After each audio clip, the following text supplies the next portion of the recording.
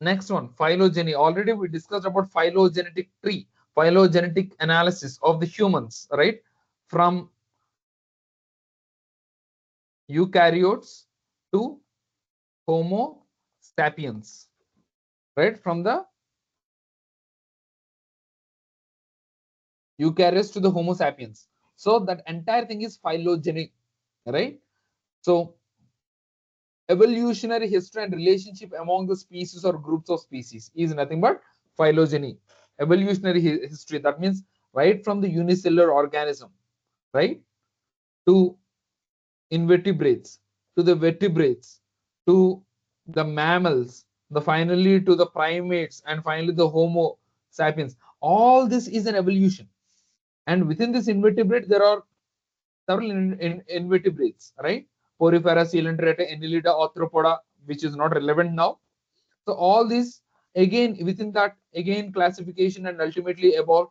So this is entire thing is nothing but phylogeny, evolutionary history from single cellular organisms to the complex organisms to all this diversity that we have. That entire thing is phylogeny. Okay. The phylogenetic tree of hominids show evolutionary relationship between the humans, Neanderthals, and other extinct species. Right? If you take the tree, phylogenetic tree, it clearly tells us which species have come at what time and how it has diverted, right? How it has evolved into the new species, and who is our nearest ancestral species, who is the farthest ancestral species. All this we will be able to understand through the phylogenetic tree. Phylogenetic tree. Next one, epigenetics. Epigenetics is nothing but the study of changes in gene expression. Study of changes in gene expression that do not involve alterations to the genetic sequence, often influenced by the environmental factors, is epigenetics. The color which we have, right? So we have 6 different genes that are responsible for our color. Even though the genes that are actually present to you and to the other person or same, because the other person living abroad means not Pakistan, by the way, but some European nation in the temperate regions, right, in the colder climatic conditions. So because the sunlight is not so plenty, right, and you are living in India, that too, if you imagine the south of India, right, so the coastal regions of Andhra as well as Tamil Nadu, if you are living over there, so obviously your complexity is becoming darker because of the amount of sunlight that is available. Because you're near to the equator, there is an enormous amount of sunlight. Or if you're living in Africa, even though genetical constituent is same, but because of the environmental factors, you will find the difference. That is what we call epigenetics.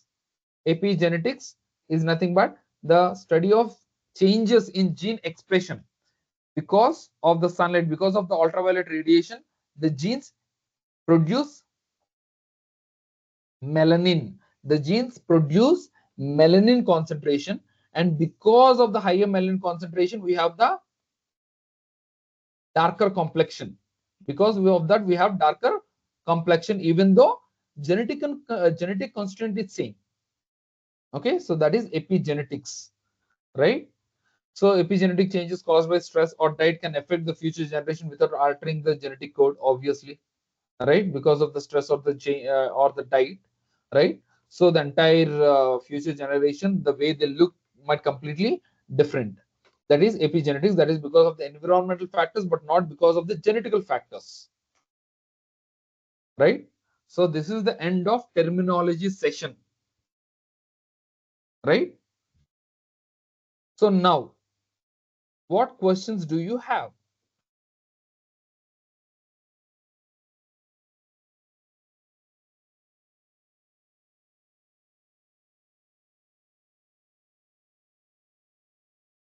Hello?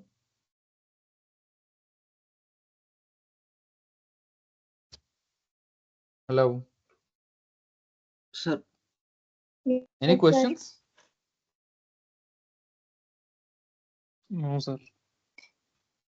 Sir, sir, Yes. what is the difference between adaptation and the evolution? Adaptation and Sir, they both evolution. are. I'll tell you. Yes. Yeah. Right?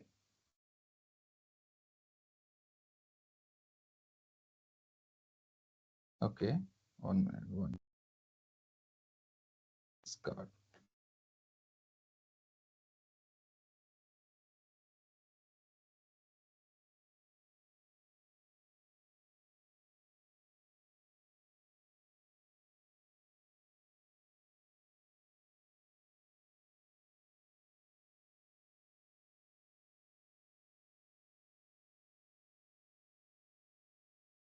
Adaptation and evolution. See, suddenly, if so, we are talking about climate change, right? So, because of the climate change, right, few species that cannot adapt might become extinct, right? And the species which adapted, not adapted, is becoming extinct. That means the species will cease to exist. They'll die. They'll keep on dying, and the population will become so small that they cannot survive, right? So the critically endangered species, vulnerable species, ultimately extinct species, right? But the organisms which adapted to the climatic conditions, they survive. They survive the harsh climatic condition, and the new genes that resulted in the survival, the gradual changes that resulted in those organisms gradually becomes new species, and this entire process of new species is called evolution, right? So the organisms exist, but those adapted fast, they survive for longer period of time, and when they are surviving, there are few changes in the genetical sequences as well as the appearances that result in creation of new species. Ultimately, this entire process, we call it evolution, and for evolution to take place, it takes millions of years. It takes millions of years. Adaptation might be like you adapt, the species adapted within the next few generations, but for evolution to classify them as new species, right, it takes the lakhs of years altogether. Okay, so that is the fundamental difference between adaptation and evolution. Okay. Okay, sir. Okay. Right. Any other So, question? Yes. difference between genetics and race. Genetics and race. Yeah.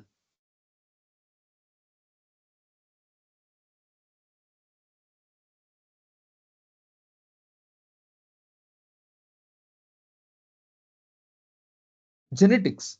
So when you're talking about genetics, genetics is nothing but the gene composition of an individual. Either it can be an animal or a plant or anything. So what it is composed of? So obviously we know the prokaryotes and eukaryotes, and in eukaryotes you have, right, nucleus, right? We have the nucleus of different types of cells. We have the nucleus ultimately, right? Within the nucleus we have DNA, right? And the study of this DNA is called genetics, right? Study of DNA is called genetics. And what is this DNA doing?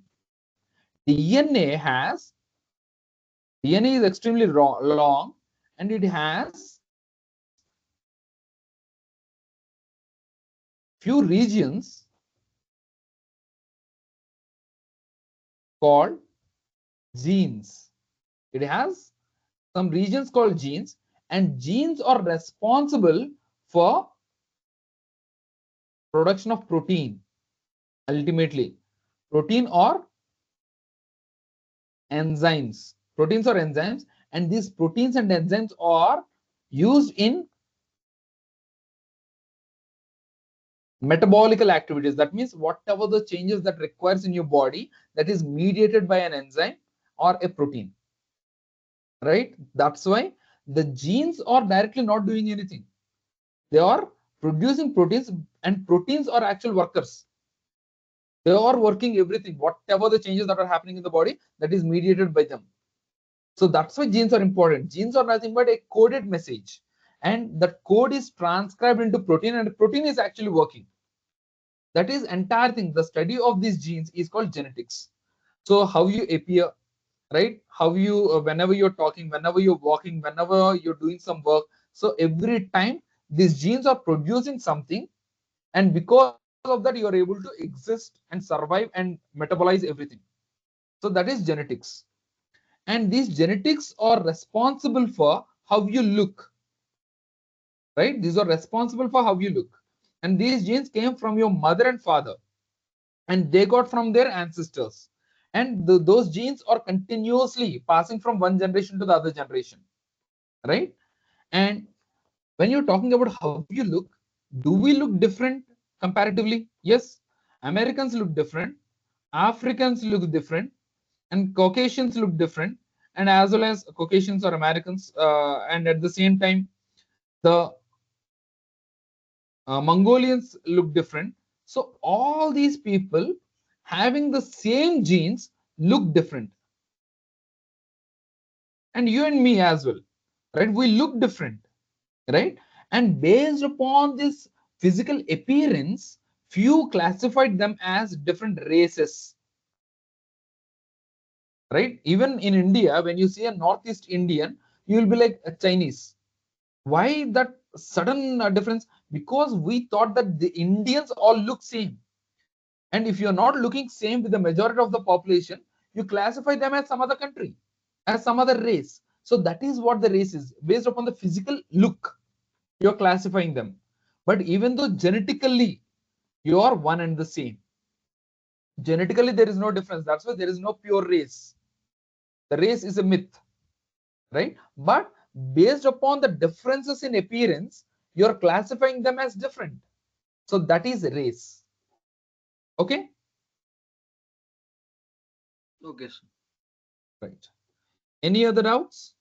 Sir, in this natural selection and mutation, Huh. in natural selection, you gave example of Dolly that modified, Yes. but in mutation also you didn't give that example, sir. Oh, that is, I'll tell you. Evolution and mutation, right? Natural selection and Natural selection and mutation.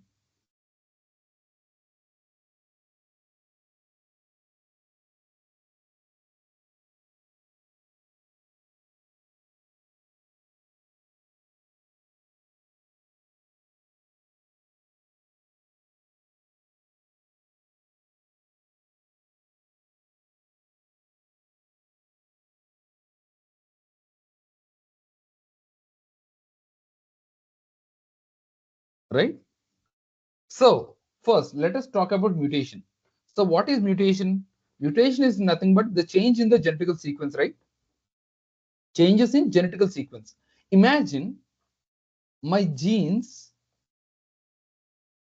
got mutated, right?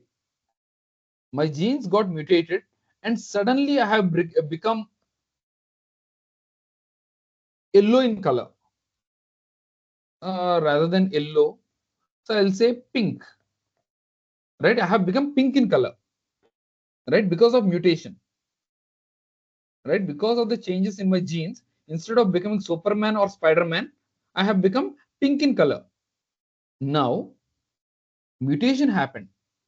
Whether this pink color is carried forward or not, right? Whether this mutation will be selected naturally by the nature or not, whether this is desirable or not, that we have to understand. So I am appearing pink in color. The very first problem is melanin is not there. So I cannot go into sunlight. right? Melanin is not there because of some mutation. I appeared pink in color. Melanin is not there. Ultimately, I cannot go into sunlight. So once I go, I die. So nature is telling that this particular character is not desirable. And at the same time, okay, I can survive in sunlight also. And next important thing, who will marry me? Pink in color. Just because the girls love pink color, that doesn't mean that they'll want their husband to be in pink color, right? So again, whether these genes are forwarded or not, decided by nature again. Whether that character is desirable. If no one is marrying me, I survive and I die. And those genes cannot be transferred, right? But what if pink is a desired character? If because of the mutation, suddenly because of mutation, I got extremely good physique. Without even working out, I have six packs round the clock. I do not even have to work out. And I appear how much ever I eat, my body remains the same. I'm not build fat. So obviously, that is a desirable character. So obviously, those genes can be transferred. The nature automatically selects that physical fitness is an attribute which can be transferred, right? That is natural selection. Okay, mutation is happening, but whether that mutation is desirable or not, whether that mutation can be transferred for the future generations or not, that is selected by the nature. That is what we call natural selection or survival of the fittest. Only the fit species survives, all the other dies. Okay,